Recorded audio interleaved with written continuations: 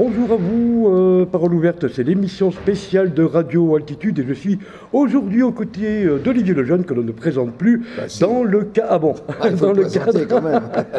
dans le cadre des rencontres théâtrales et culturelles d'Acte C sous la houlette de notre ami André Chouillou qui se déroule jusqu'au 20 novembre. Olivier, bonjour. Bonjour mon cher Jean-Luc, très heureux, merci à Radio Altitude de me recevoir. Alors Olivier, mieux vaut en rire ou mieux vaut en pleurer parce que franchement, par les temps qui courent, ce n'est pas vraiment rose dans la société française. Rose, en tout cas pour nous les humoristes, c'est une période, je dirais, incroyable, incroyablement riche. J'ai l'impression, grâce d'ailleurs à Internet, aux réseaux sociaux, que toutes les infos vont 10 fois plus vite. Maintenant, on est averti quasiment avant les personnes des protagonistes. Donc tous les jours en ce moment, puis alors là, la période des présidentielles, tout ce qui se passe dans le monde, c'est tellement riche. Donc on est obligé à la limite de faire une sélection des événements. On ne peut pas tout traiter en 1 heure et demie. Bon, j'essaye de traiter les points principaux. Et donc c'est vrai que ça demande un travail toujours de réactualisation. Et pourquoi mieux vaut en rire? Parce que c'est vrai qu'il y a des événements, hélas, assez tragiques. Après, c'est l'art de l'humoriste de trouver, sans blesser personne, l'angle de vue qui va faire que, comme disait, on dit toujours que l'humour noir est l'énergie du désespoir, donc d'essayer de rire de nos malheurs plutôt que d'en pleurer. Vous n'aimez pas blesser, hein, Olivier, je crois, mais vous dites quand même ce que vous pensez. Oui, oui, absolument. Bon, de temps en temps, je vais peut-être aller gratouiller un petit peu loin certaines personnes, mais blesser, non, non, non. S'il y avait la famille du politicien dont je parle, évidemment, peut-être que j'enlèverais quelques mots. Alors Olivier, parlez-nous de votre spectacle.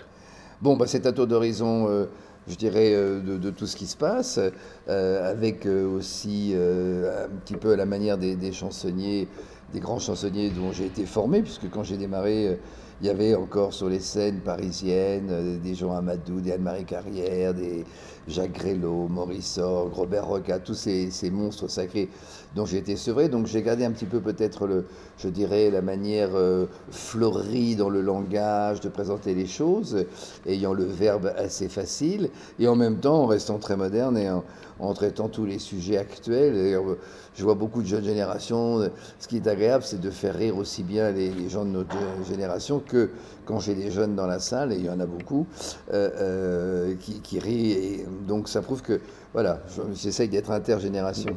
Ah, c'est bien ça, Olivier. Alors, ça fait des décennies que vous faites rire les Français. Qu'est-ce qui vous fait courir, au fond, finalement, Olivier? La passion.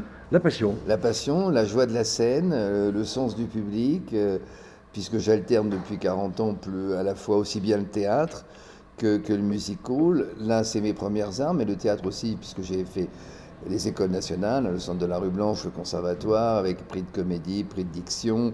Donc là, par exemple, tout l'été dernier, j'ai joué du Sacha Guitry à Paris, au théâtre d'Éric Emmanuel Schmitt, au théâtre Yves Gauche, une folie, avec Monsieur Huster à la mise en scène et Lola Devers, Emmanuel Gélin. D'ailleurs, on va repartir en tournée l'hiver prochain, l'hiver 2007 avec.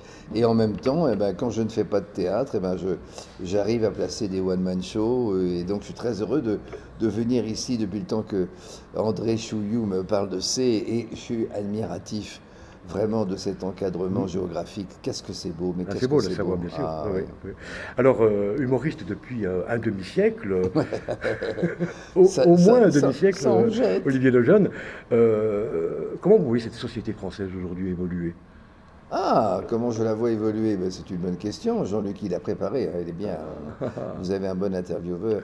Il y a une précipitation des choses. Je dirais que ce qui est horrible, c'est qu'il y a une banalisation du drame. Et là aussi, les humoristes, on a quand même une responsabilité. Il y a des sujets auxquels je n'irai pas m'attaquer. Par exemple, je trouve que la violence de l'homme sur la femme, les gens qui font des sketchs sur les femmes battues,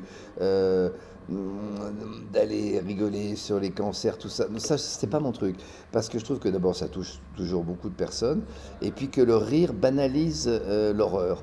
Donc il faut essayer de ne pas banaliser l'horreur et de rester conscient qu'on vit dans une époque dangereuse. Donc la société, elle évolue bizarrement. Je dirais que les incapables, ça se voit plus vite qu'avant, parce que ça se sait plus vite. Les rebondissements, les drames, les trahisons politiques, c'est maintenant monnaie courante, donc ça, on peut en rire. Voilà, non, il y a plein de sujets. La société, elle évolue. Mais vous n'avez pas le sentiment qu'on rit moins quand même et qu'on pleure plus? Alors ça a été prouvé, oui. Ah. Ça a été prouvé qu'en 1920-1930, je n'étais pas né. On riait au moins 20 à 30 minutes par jour. Et maintenant, il paraît que la moyenne nationale est de 3 à 4 minutes. Ce n'est Voilà, pas assez. c'est peu. Alors que le rire est très bon pour la santé. Hein. Le rire dégage des endorphines. Et j'étais un des tout premiers à donner je dirais, à enseigner, à rire même mécaniquement, je dirais même chimiquement, comme ça. Oui. Même si vous faites un rire forcé, eh bien le rire, vous passez le doigt dans une porte par exemple, au lieu de faire ah, eh bien éclatez de rire. Vous allez voir, la douleur va disparaître. Alors pour finir, Olivier, si je vous dis Donald, vous me répondez quoi? Oui, il tremble dans sa baignoire. C'est un dessin qui a beaucoup. Je commence à travailler le dossier, si je puis dire. Il y a beaucoup à dire sur lui. Donc là, pour l'instant, j'ai 3-4 phrases. On verra ça dans le spectacle. Mais c'est vrai que c'est incroyable. L'arrivée de Donald Trump, ça aussi, c'est encore, je dirais, c'est un tremblement de terre. Eh bien écoutez, Olivier, il n'aurait pas pu dire Donald Trump, mais plutôt Mickey. Alors, je rappelle pour nos auditeurs que vous êtes en tournée dans toute la France, voilà, avec un programme pour le mois. Oui, en ce moment, ça change. Dans quelques dates, Olivier? Alors, les dates futures. Alors, oui, là, vous n'allez pas pouvoir me suivre parce que, bon, demain, je suis à Nantes. Samedi, je suis au Don Camillo à Paris. Et dimanche, je m'en vais je suis à la tête d'affiche d'une croisière humour sur un Costa, qui espère qu'il n'y aura pas de problème, le Costa Diadema, le plus gros navire paquebot et là, c'est une croisière qui fait tout le bassin de la Méditerranée où je vais faire 2 spectacles. En partant de Marseille, on va faire Barcelone, Palma, et puis revenir par Rome. Donc voilà, ça va être une petite semaine de vacances. Notre métier est merveilleux parce qu'on allie souvent le plaisir et je dirais même pas, c'est pas le travail. D'être sur scène, c'est un vrai bonheur. En fait, le travail, c'est tous les transports. Hier soir, j'étais à Tarare, avant certains fois, j'étais à Lausanne. Et puis après, là, on a déjà un mois de décembre assez chargé. Je ne reviens pas vraiment dans la région.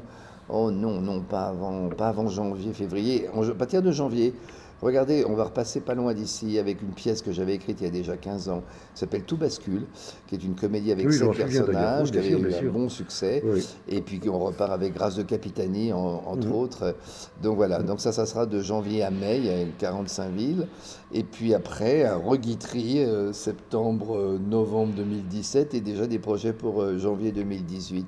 Ah, il faut anticiper loin. Il faut anticiper, hein, c'est ça. Alors Olivier, nous, on vous remercie, on vous souhaite la bienvenue en Savoie, et j'espère que nous aurons l'occasion de vous réaccueillir l'année prochaine, pourquoi pas. Oh oui, l'altitude, c'est merveilleux, surtout quand c'est la radio. Voilà, merci Olivier. Merci à bientôt. Jean-Luc, merci beaucoup. Au revoir.